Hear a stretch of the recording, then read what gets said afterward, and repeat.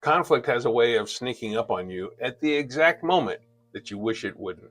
And today, I want to show you one simple shift that can quickly change the tone of a hard moment with your spouse.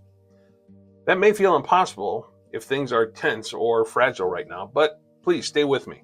What we're about to unpack can really relieve pressure and open a path forward you may not have seen before. Let me say this clearly though. This is not about tolerating harm or ignoring what's unsafe. Wisdom and protection always come first.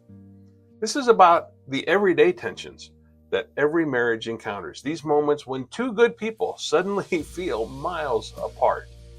If that distance feels familiar, you're not alone, and you're definitely not stuck. By the time we finish this first practice, you will already feel the shift begin. So let's step into it together. When a conversation tightens, voices rise and shoulders tense, the room starts to feel smaller. Your first faithful move is surprisingly simple. Name the tension, but don't assign blame. It sounds like this. I'm feeling a strain between us. I care more about us than winning this moment. Can we slow down? That one sentence shifts the goal from proving a point to protecting the relationship.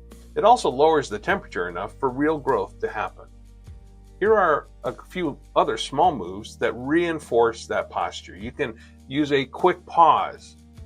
Let's take a break for a moment.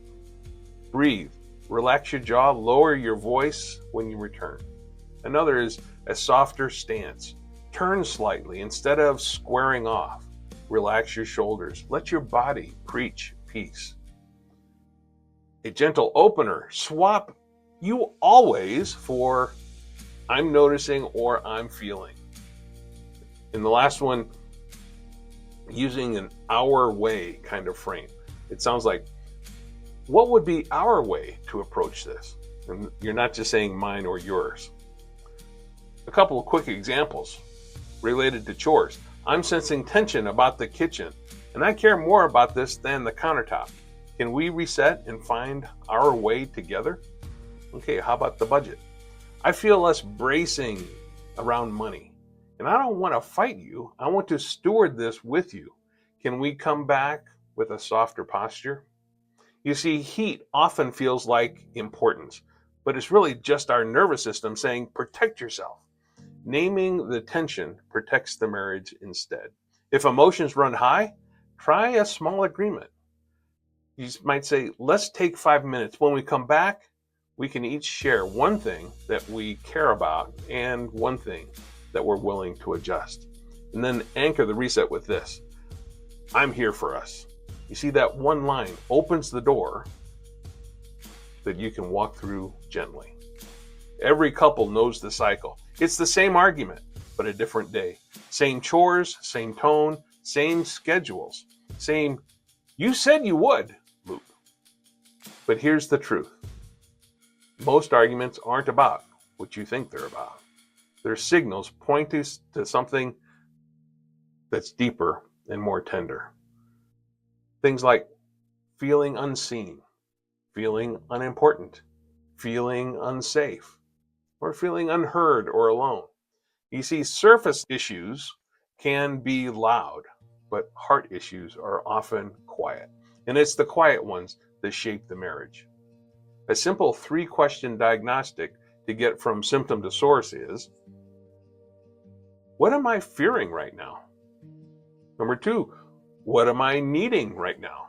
And 3, what story am I telling myself about my spouse? Stories like, they don't care, or they're doing this on purpose, or I'm on my own.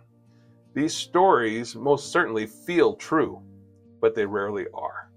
Shift from accusation to curiosity. Instead of, you don't care about what I'm asking, try, when this happens, I start telling myself that I don't matter to you. Is that what's happening? Instead of, you never follow through, try, when things slip through, I get anxious that I'll end up having to carry everything. Can we talk about what's underneath this? You see, you're not excusing behavior, you're locating the meaning. And that's where connection lives. This shift doesn't just resolve conflicts, it deepens intimacy and helps you to see the heart beneath the irritation. Whenever you get stuck, return to the three questions. They open the door to honesty and reconciliation. There's a moment in every conflict when you feel yourself digging in. Shoulders tight, voice sharp, you start preparing your defense. But Jesus gives us a surprising turning point. Growth begins when you look inward before you look across the room. Not because you're the only contributor, but because humility unlocks doors that pride keeps shut. Sometimes the most Christ-like thing to say is, "Can we take 5 minutes? I want to be able to see my part clearly." During that pause, ask, where have my reactions made this more difficult? Am I being defensive, controlling, impatient, or dismissive?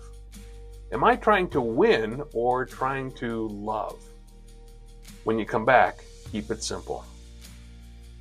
I see I was being defensive. I'm sorry. Will you forgive me? You're not excusing their part. You're initiating peace. Jesus calls both the offended and the offender to take that step. Well, hi, my name is Dwight Shetler, and I serve as president of Ambassadors of Reconciliation. I help couples and churches practice this rhythm of confession, forgiveness, and restored trust every day. If you want to walk deeper into this, there's a link in the description below to a short blog post that unpacks confession and forgiveness and what it is, how to practice it, and why it rebuilds relationships. But here's the truth. When one person chooses humility, tension drops. When both do, connection returns. And this is where real change begins. When the tension settles, zoom out. Not away from the conflict, but away from the narrowness of the moment. Ask yourself, who am I called to be in this marriage?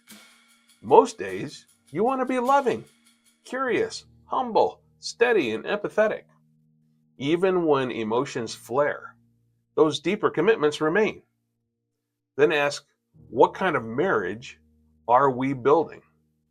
A relationship where both people feel valued, where responsibilities are shared, where disagreement doesn't create distance. When you remember that, the win you were chasing suddenly feels a whole lot smaller. Now turn these commitments into clear, simple needs, not demands. You might say, I need us to approach this as a team. I need reassurance you hear why this matters to me. And I need a little more gentleness so that I can stay present. Or I need us to set one small plan for how we handle this next time. These aren't big negotiations, they're small agreements that reshape your marriage. Maybe it's a nightly check-in. Maybe it's a swapping of a task. Maybe it's a shared reset phrase like, same team, let's breathe, I'm with you. Expressing needs isn't unhumble, it's clarifying love. Boundaries belong here too.